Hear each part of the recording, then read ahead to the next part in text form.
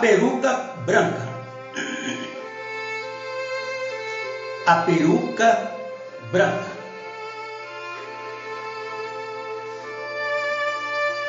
Na Inglaterra, nos antigos julgamentos na Inglaterra, todo juiz que subia à tribuna no tribunal, se ele não tivesse cabelos brancos na cabeça, se ele não tivesse a sua cabeleira branca, ele era obrigado a usar uma peruca branca, mostrando para o público que ele era a única autoridade naquele recinto. E o que ele decidisse ali era lei, tinha que se cumprir. Além dele tinha que ser um homem, e esse homem tinha que ter cabelos brancos, representando poder, autoridade e maestria. E se um juiz fosse subir à tribuna e ele ainda não tivesse idade de ter cabelos brancos, ele era obrigado a usar uma peruca branca, simbolizando poder. Um homem não podia subir à tribuna, tomar a tribuna como um juiz, a menos que ele tivesse uma cabeleira branca sobre a sua cabeça.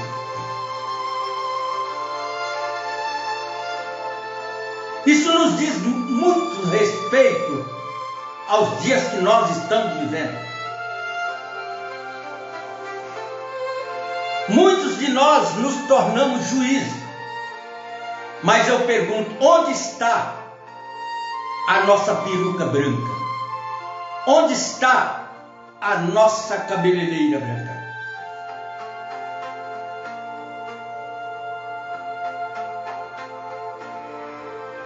Onde?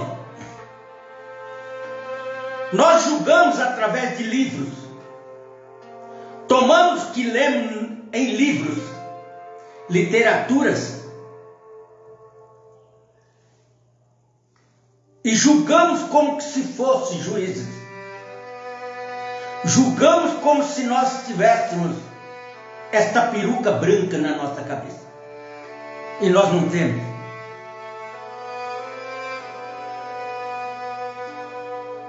Nós não temos. E onde está a sua peruca branca que lhe otorga poder para julgar? Onde está?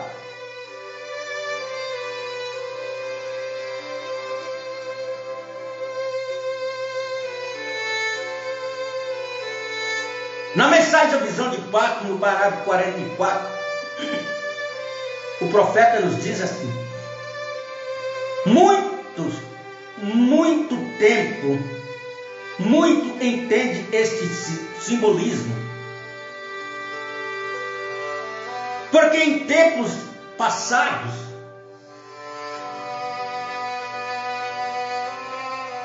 o juiz chegava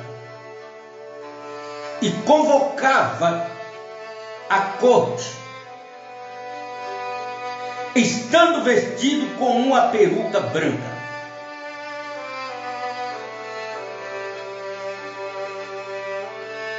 E quando o público chegava no tribunal para assistir o julgamento, e eles viam aquele homem de peruca branca sentada no trono diante dele, todo mundo tremia. tremia e temia.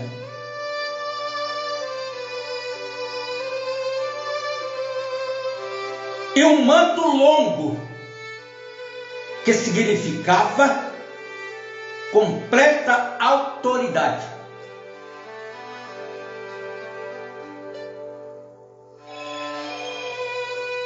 Um manto desde o pescoço até os pés,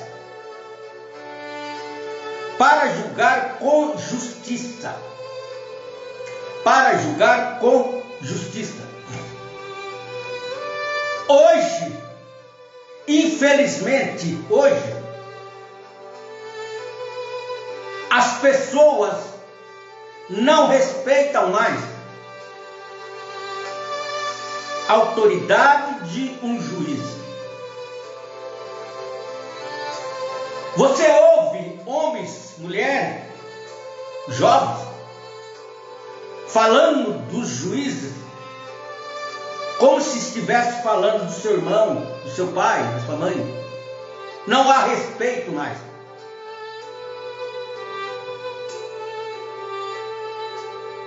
Mas os juízes de hoje, eles não são culpados de serem desrespeitados pela população. Não. Porque é o espírito da era, a era do desrespeito. Onde pai não respeita filho, filho não respeita pai, marido não respeita esposa, esposa não respeita marido. Igreja não respeita pastor, pastor não respeita igreja. Por isso estamos vendo essa calamidade.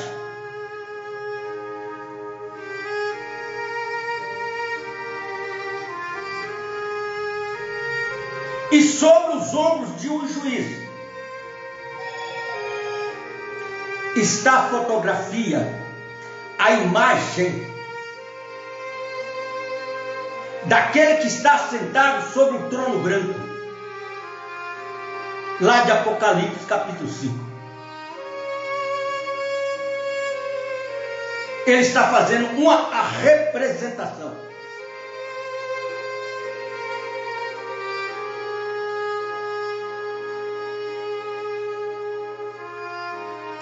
Para julgar com justiça, seus olhos como fogo. Pense nisto, aqueles olhos que uma vez foram nubrados com lágrimas de tristeza e piedade. Aqueles olhos que choraram de compaixão ante a tumba de Lázaro.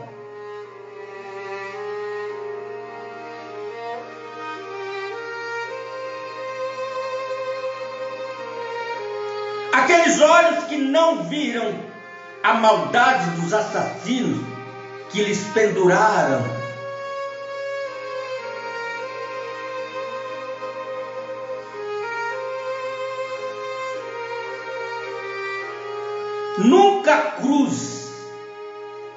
Numa cruz, antes com tristeza, clamou: Pai, perdoa-os. Agora aqueles olhos do juiz são como chamas de fogo, que julgarão aqueles que lhe rejeitaram. Que julgarão aqueles que lhes rejeitaram. Nós temos uma doutrina hoje no nosso país, não sei lá fora, em que eles defendem, falam, pregam, ensinam que Jeffersonville, Estados Unidos, é o tribunal.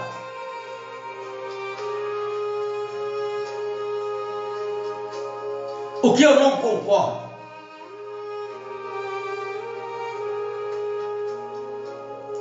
Eles falam que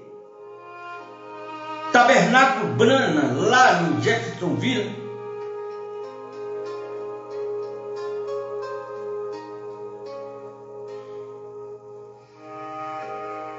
é o único que pode julgar, decidir, falar o que faz e o que não faz. Eles chamam o tabernáculo Branham, lá de Jeffersonville,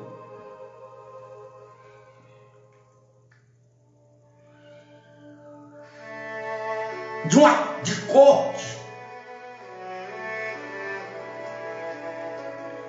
E sobre uma corte nós sabemos que há um juiz.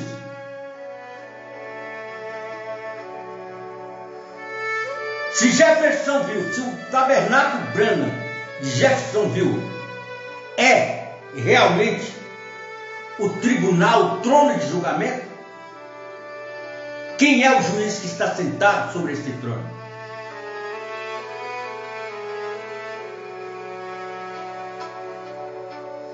Há muitos tabernáculos hoje esparramados pelo mundo que têm se apresentado como tribunal da mensagem. E cada um deles escala um juiz para aquele tribunal, onde a palavra dele é o máximo. Onde a palavra dele decide quem é e quem não é, quem vai e quem não vai, quem fica e quem não fica.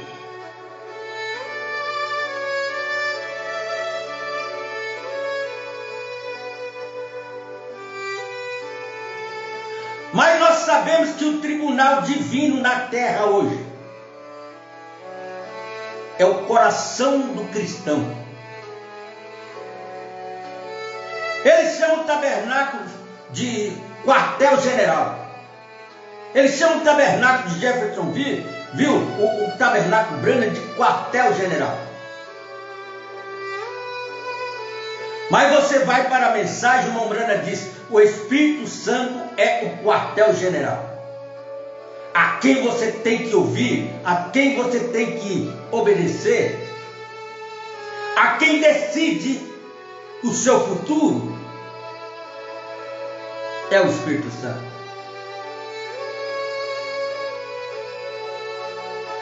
Por isso Paulo fala aos Efésios 4:30. Não entristeçais o Espírito Santo de Deus, pelo qual vocês foram selados para o dia da vossa redenção.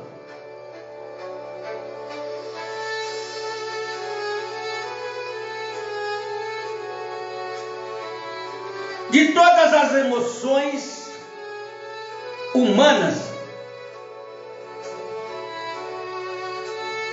ele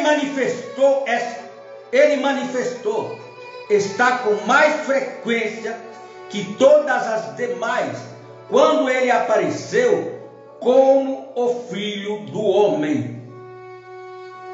Quando ele apareceu como o Filho do Homem.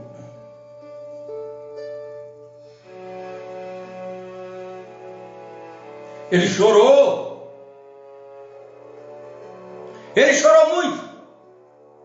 Porém, detrás daquele pranto e tristeza estava Deus.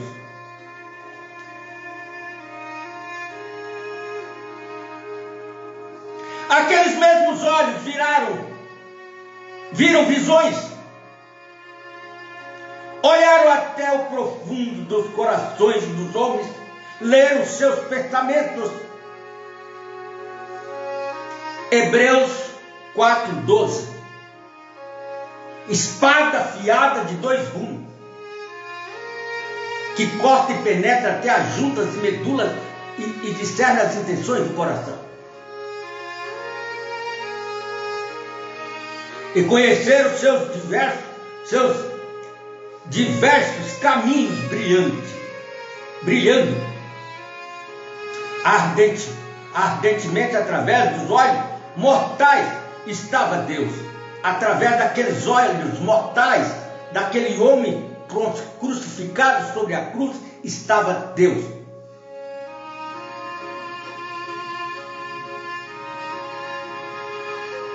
Quando nós aplicamos, quando nós chamamos William Marlon Branham de Jesus Cristo, nós estamos blasfemando contra o Espírito Santo.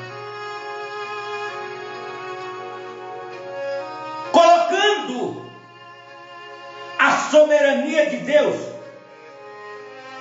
sobre os ombros de um homem da terra, formado pelos 16 elementos.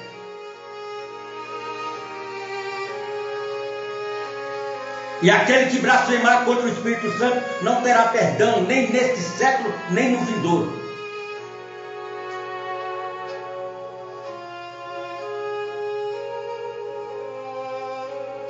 Deus, quem chamava aqueles que não lhe conhecia pelo que ele era. Porque se não credes que eu sou,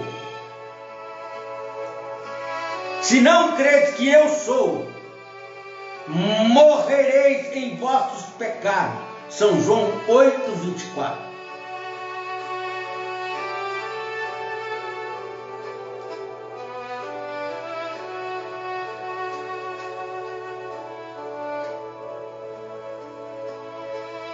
Se não faço as obras de meu Pai,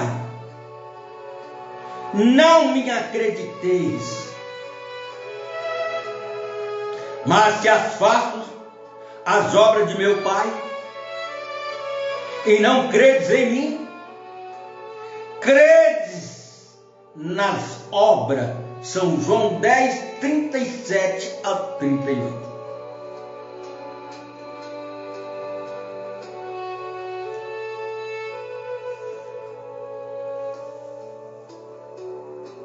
Como Jeremias no passado, ele foi o profeta de muitas lágrimas, porque os homens não receberam a palavra de Deus. O profeta chorão, Jeremias. Lançaram um lado a revelação,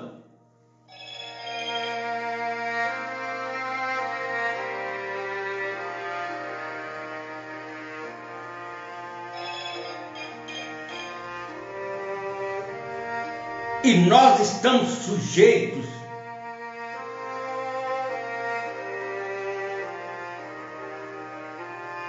aqueles olhos ardentes chamados do juízo estão ainda agora esquadriando a vida de toda a carne. Recorde, toda a terra, não há nada que ele não conheça.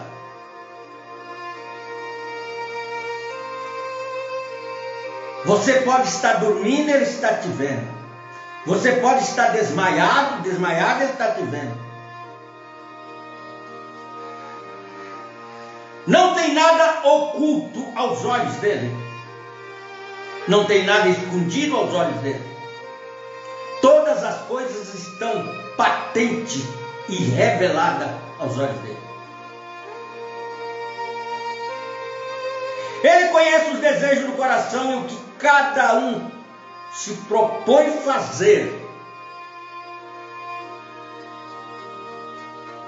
Não há nada escondido que não seja revelado.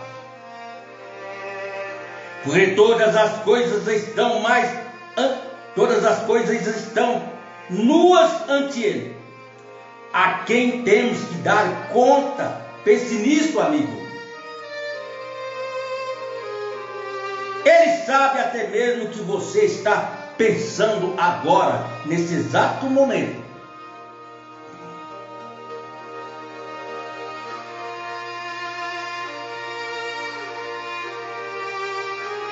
Ele conhece as suas obras antes que você as pratica, antes que você as executa.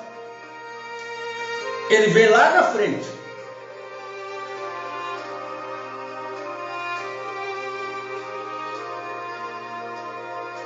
E Ele pode antecipar o tempo e evitar que você caia naquela armadilha.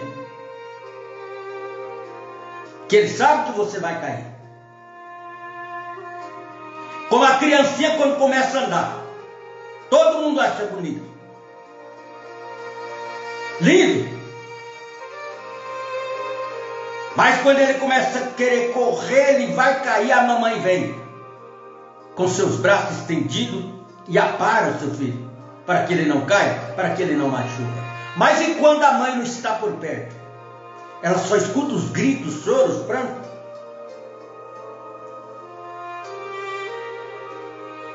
Assim é Deus.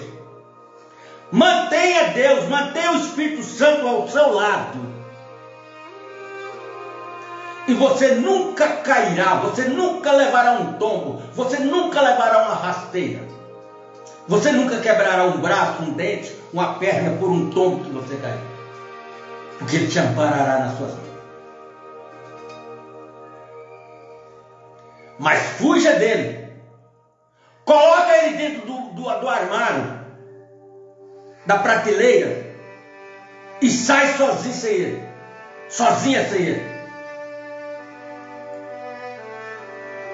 Você vai voltar para casa, se voltar, com um galo na testa. Então é melhor estar nas mãos dele. É melhor que ele estenda os teus braços, as tuas mãos, para a hora que eu escorregar, para cair, ele me ampara.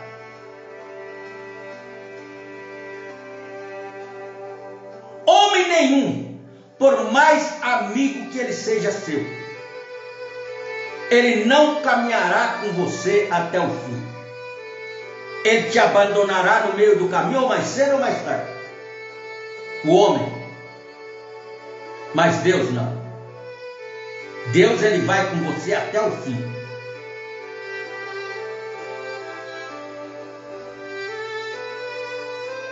Sim.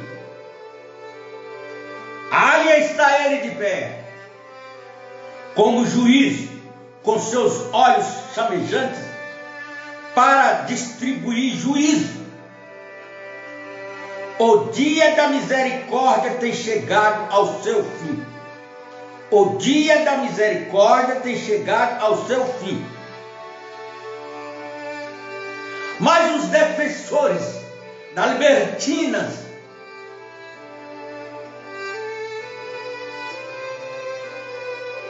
eles não aceitam que o tempo da misericórdia tem chegado ao seu fim.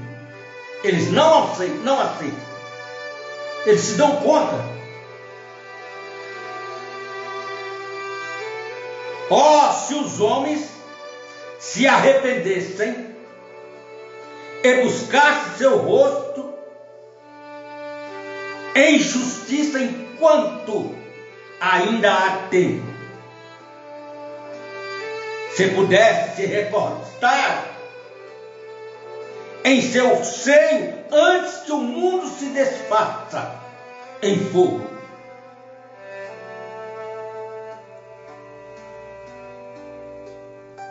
Antes que o mundo se desfaça em fogo.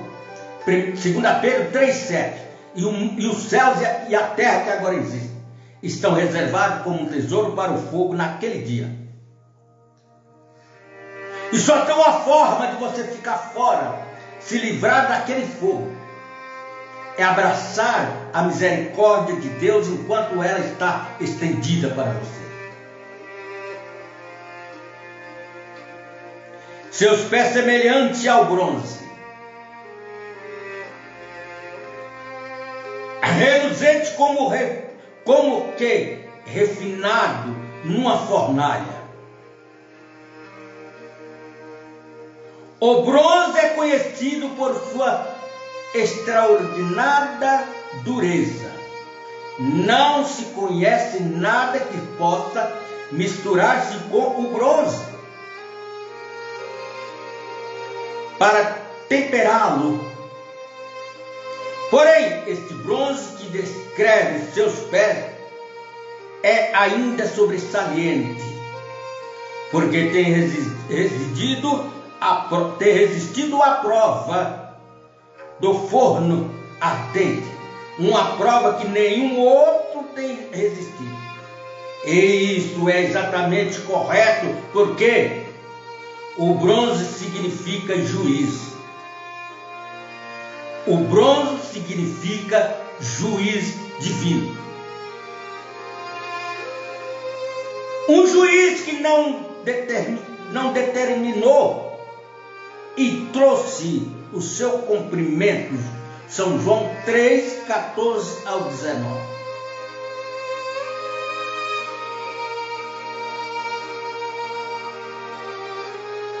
E como Moisés levantou a serpente no deserto, assim importa que o Filho do Homem seja levantado.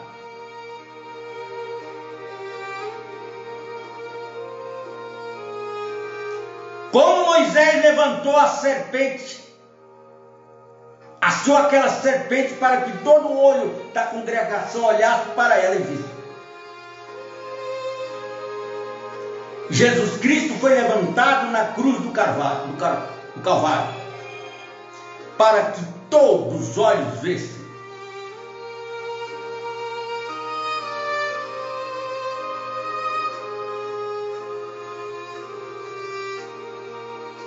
Para que todo aquele que nele crê não pereça, mas tenha a vida eterna.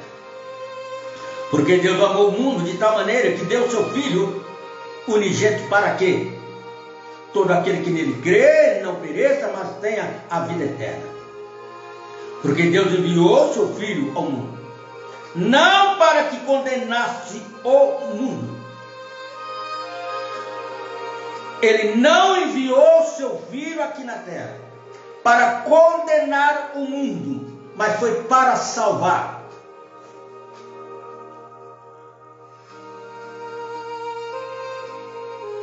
Por isso, quando ele veio na primeira vez, ele não tinha a cabeleleira branca, porque ele ainda não era juiz.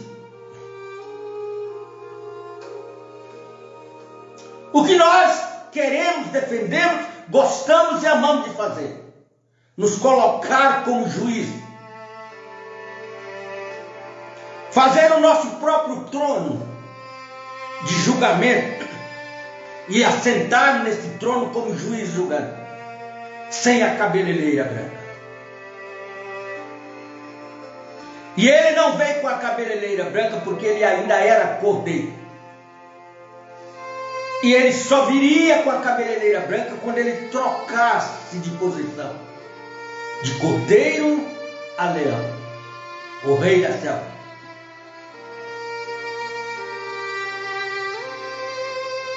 Quem sou eu? Quem é você? Quem somos nós para julgarmos quem está certo, quem está errado, quem vai subir, quem não vai subir, quem vai ficar, quem não vai ficar? Quem somos nós? Paulo vem e diz: e muitos que estão doentes e fracos, por não discernir o corpo do Senhor.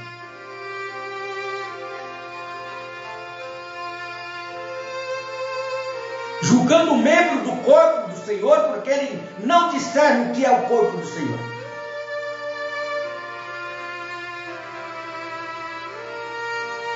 Se Jesus Cristo não foi colocado aqui como juiz para condenar o mundo, porque eu, você, nós queremos condenar. Nós não temos o direito, a autoridade de Deus sobre nós, nem para julgar o mundo político, o mundo religioso, quem quer que seja.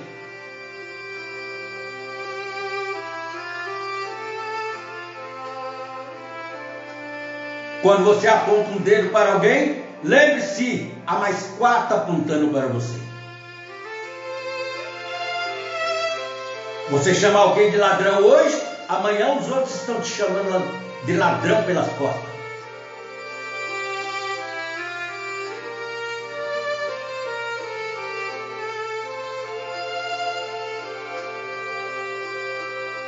Quem crê nele não é condenado, mas quem não crê já está condenado.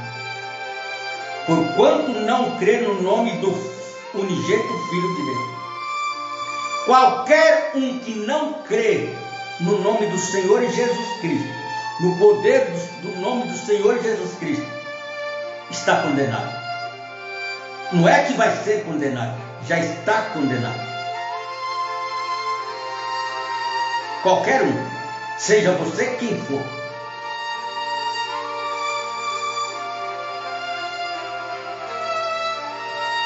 E a condenação é esta, que a luz veio ao mundo, e os homens amaram mais as trevas do que a luz, porque as suas obras eram más.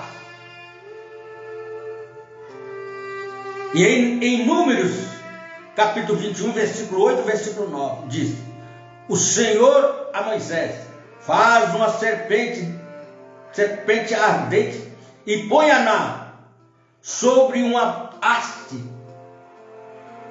e será que viverá todo mordido que olhar para ela. E Moisés fez uma serpente de metal e pô-la sobre uma haste, e era que, mordendo alguma serpente, alguém olhava para a serpente de metal e ficava vivo. Você tem que olhar para Cristo. Você quer viver? Você quer continuar vivo? Você quer ser curado? Você quer ser salvo? Você quer ser perdoado? Olhe para Cristo. O irmão Branham sempre estava gritando para a multidão: não olhe para o véu. Quem era o véu? Era ele. Olha para o que está atrás do véu. Quem estava atrás do véu? Cristo.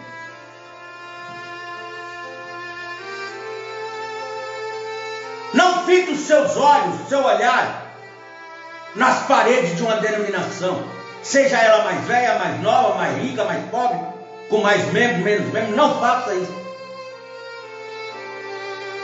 Se Cristo não está atrás das paredes desta congregação, desta comunidade, desta denominação, você está perdendo o seu tempo.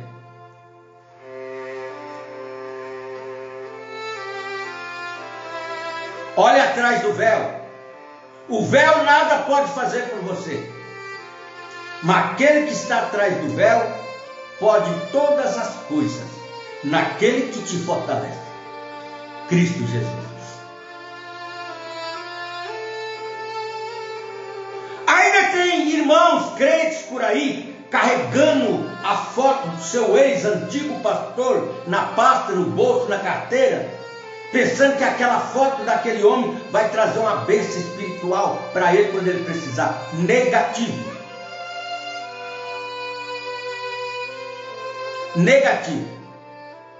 Ou você tem o Espírito Santo no seu coração, ou você está perdido.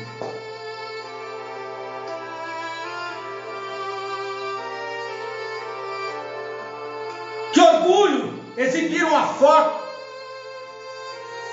uma selfie feita com o meu pastor. Isso é lindo, é bonito para a carne, mas para Deus não. Isso torna uma pedra de tropeço entre você e Deus, porque você vai olhar mais para aquela selfie que você fez com aquele homem do que olhar para a palavra de Deus, seja ele quem for.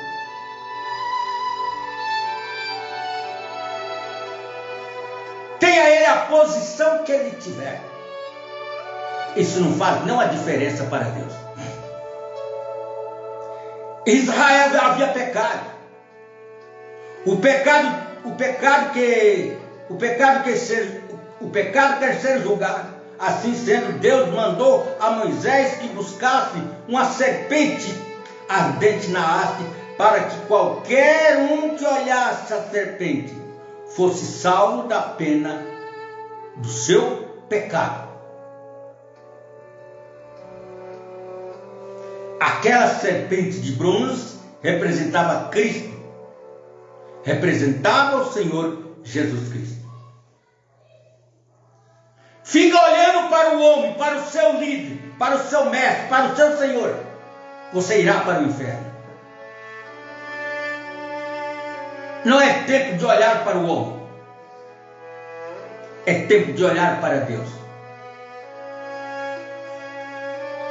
E Deus não aceita que os seus filhos olhem em outra direção, para outra coisa, a não ser para Ele.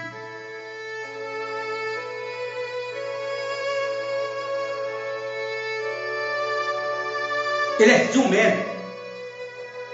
Ele tem ciúme do seu nome. Ele tem ciúme do seu povo. E qualquer um que tentar tirar o olhar do povo da cruz, do Calvário, da haste de bronze, da serpente de bronze, vai estar levando ao povo à destruição.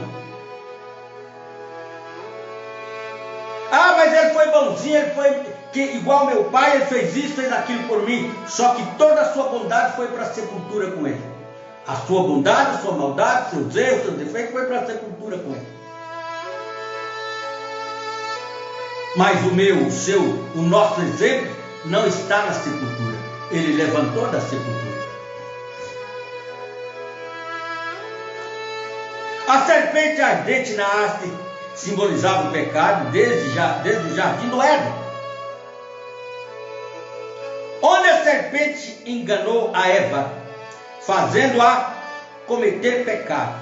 O bronze fala do juízo, como é evidente no altar ardente, onde a pena do pecado foi encontrada no sacrifício sobre o altar.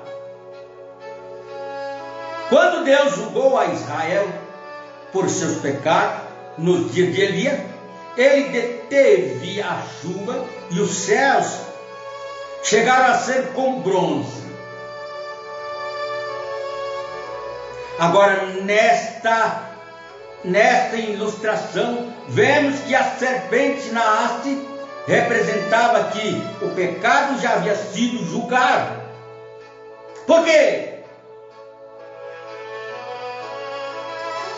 Havia sido feito de bronze, mostrando que o juízo divino já havia caído sobre o pecado. Então qualquer um que olhava a serpente na haste, aceitando o sacrifício dela, era curado, porque isto era a obra ou a salvação do Senhor. Ninguém, absolutamente ninguém, por mais esperto, por mais sábio, por mais inteligente, por mais religioso que seja, ninguém alcançará a vida eterna se não passar por Jesus Cristo. São João 14, versículo 6. Eu sou, pronome pessoal, eu sou o caminho, a verdade e a vida. Ninguém vem ao Pai senão por mim. Não é ninguém vai. Não é ninguém vai, é ninguém vem ao Pai senão por mim. Fora disso é ilusão. Fora disso é ilusão. A serpente na haste é um tipo do que Jesus veio efetuar na terra. Ele foi feito carne. Ele foi feito carne, para que pudesse tomar sobre si o juízo de Deus pelo pecado. E todo aquele que não confessar que Jesus Cristo, não é Jesus, o homem, mas Jesus Cristo veio em carne, todo aquele que não confessar que Jesus Cristo veio em carne, é pecador. É o mesmo que dizer que Jesus não era Deus, porque ele era carne. O fundamento do altar, do sacrifício, era de bronze, maciço, tipificando ao cordeiro imolado, desde antes da fundação do mundo. O juiz já havia caído sobre ele. Quando ainda não havia pecadores, a salvação depende inteiramente do Senhor. Ele pisou sozinho o lagar da ira de Deus. Seus vestidos foram ungidos de vermelho, com seu próprio sangue. Sua porção foi o forno ardente do justo juiz da ira de Deus. Ele sofreu o justo pelos injustos. Tu és digno, Cordeiro de Deus, porque tu nos tens redimido por teu próprio sangue, mas ele foi ferido pelas nossas transgressões e moído pelas nossas iniquidades.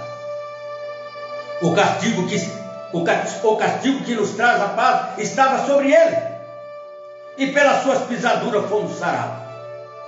O Senhor fez recair sobre ele o pecado de todos nós. Ele sofreu como nenhum homem jamais tem sofrido. Mesmo antes da cruz, ele havia derramado seu suor, grandes gotas de sangue, na intensa agonia da dura prova que vinha. O sangue se separou em suas veias. São Lucas capítulo 22, versículo 44. E posto em agonia, orava mais intensamente, e o seu suor tornou-se em grandes gotas de sangue, que corria até o chão. Porém, algum dia aqueles pés de bronze pousarão sobre a terra outra vez, e ele será o juiz de toda a terra, e com perfeição e com retidão julgará toda a humanidade, seja ele quem for, papa, bispo, padre, sacerdote, todos serão julgados. E não haverá maneira de escapar desse juiz, não haverá mudança. Aquele juiz nem tampouco haverá abandonamento. Aquele que é injusto será aquele que é injusto será injusto ainda, aquele que é sujo será sujo ainda. O ser imutável não mudará. Então, porque nunca o tem feito, ele nunca o fará. Aqueles pés de bronze destruirão ao inimigo, destruirão ao anticristo e a besta, a imagem e tudo aquilo que for abominável à sua vista. Tudo aquilo que for abominável à sua vista será destruído.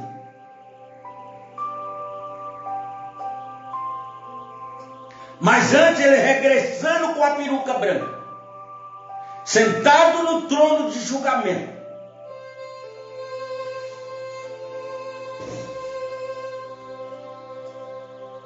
ele destruirá os sistemas eclesiásticos que têm tomado seu nome somente para corromper o seu brilho, e os destruirá juntamente com o anticristo.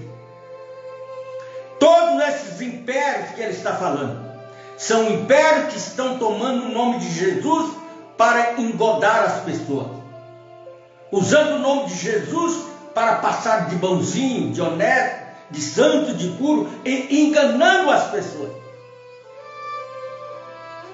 E nunca se usaram tanto o nome do Senhor Jesus para enganar os povos, como está sendo usado agora.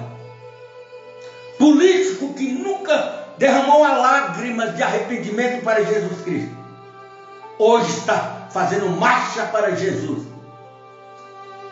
Hoje está convidando o povo para fazer marcha para Jesus. Convidando o povo para adorar Jesus. Adorar um Jesus que eles nem conhecem, nem sabem quem é.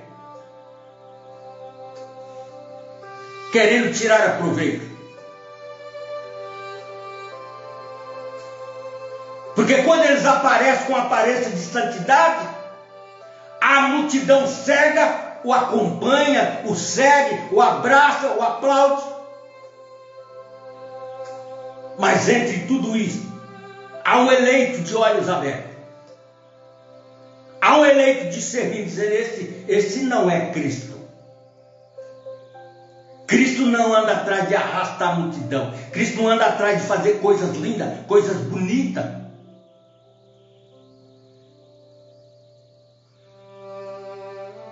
Ele nasceu sobre o sangue, porque toda mulher, quando ela dá a luz, ela derrama sangue no seu parto. E todo que morre derrama sangue. Então ele nasceu sobre o derramamento de sangue, saindo do ventre de uma virgem. E ele morreu derramando seu sangue, dependurado na cruz. A coisa mais horrenda, mais feia que existe. As moscas sentando sobre o seu sangue, sua boca, seu nariz, seu olho. E ele não podia tanger, porque estava cravado na cruz. Mas nós queremos ser ovacionados, abraçados, induzidos. Estamos cada dia tentando fazer um quadro mais bonito para Jesus.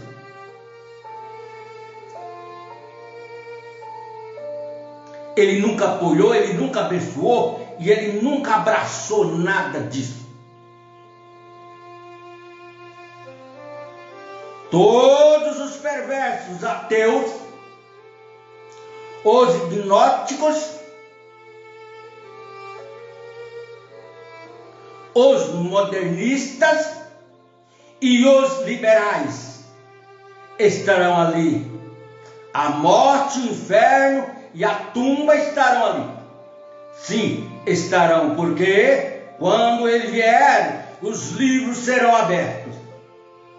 Quando ele vier, os livros serão abertos.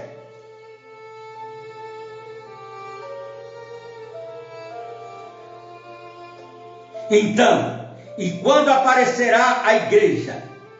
Quando ele abrir o livro e aparecer a igreja morna, sem vida, sem Deus, as 5 virgens nécias, ele separará as ovelhas dos cabritos. É ele que vai separar, não sou eu, não é você, não somos nós. Pastor, ministro nenhum tem poder para separar a ovelha dos bodes. Não cabe a você, não cabe a mim, não cabe a nós.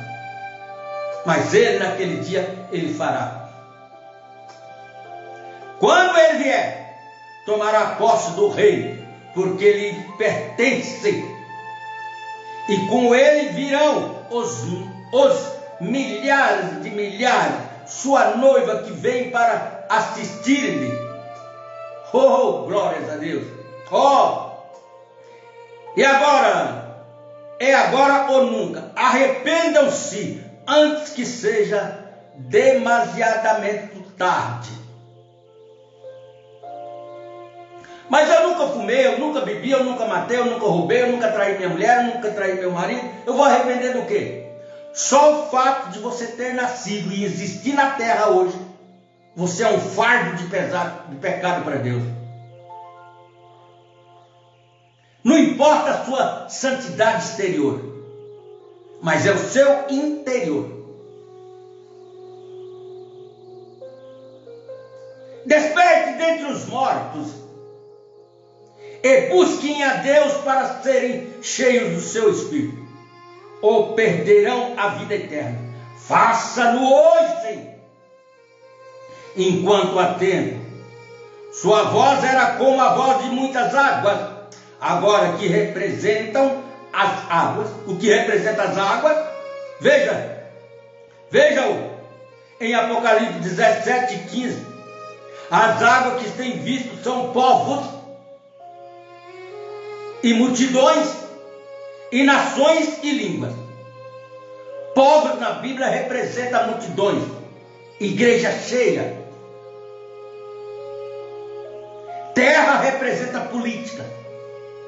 E o que eles estão fazendo hoje? Fazendo um barro, misturando terra com água e fazendo um lodo, fazendo um barro e jogando as pessoas dentro. Sua voz era como o ruído de multidões, falando o que é isto?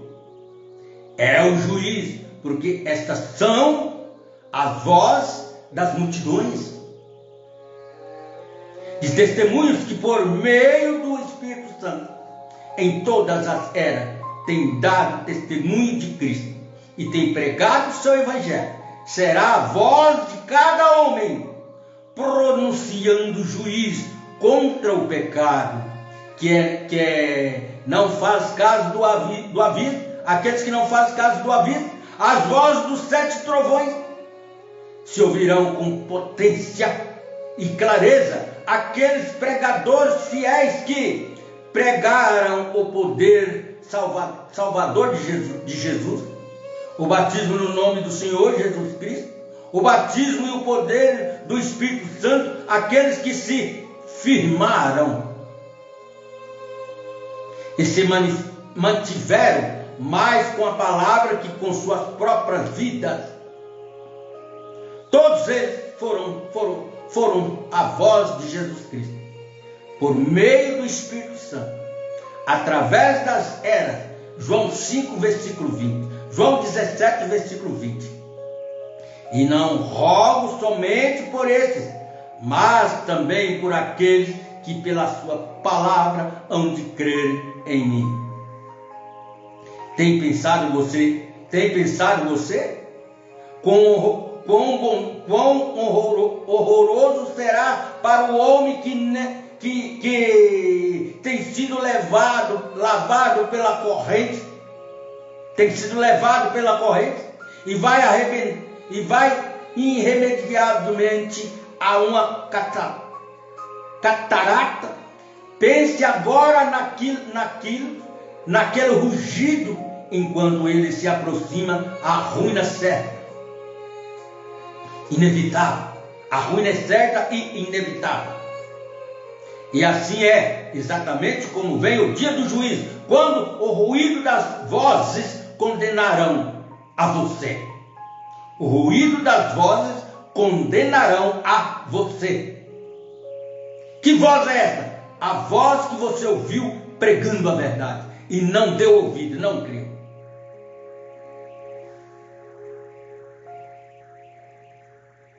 Não haverá feito caso do aviso, até que foi tarde demais. Tenha cuidado agora mesmo, porque nesse momento seus pensamentos estão sendo registrados no céu. Ali, seus pensamentos falam mais forte que suas palavras, como o fariseu que clamava aos lábios, porém não escutando ao Senhor.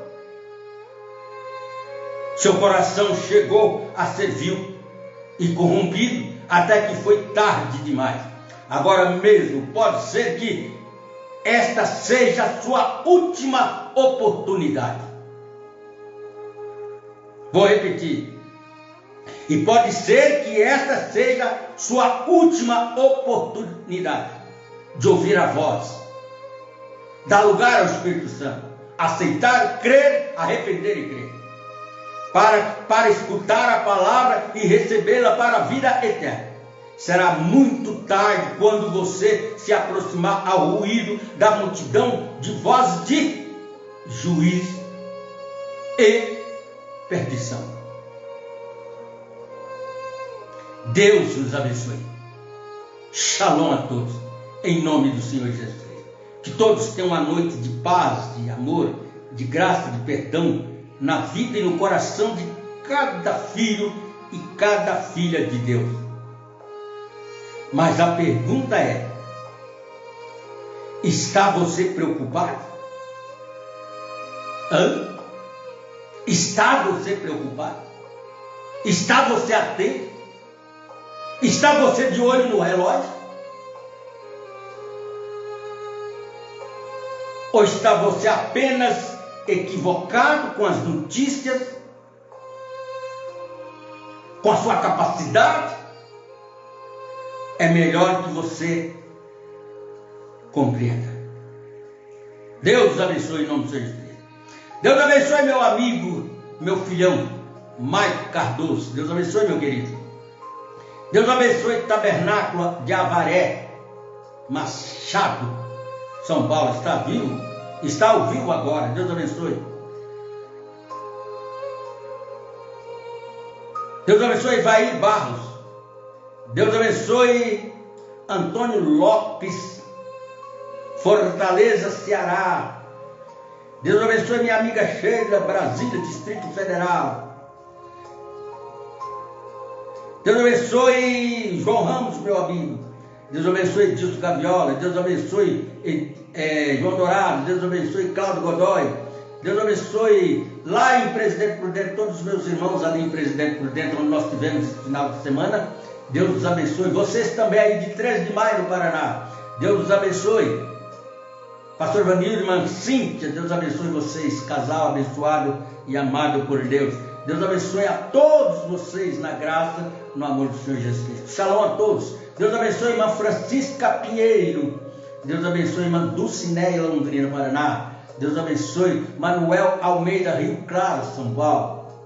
A todos, até a nossa próxima programação, permitindo o Senhor.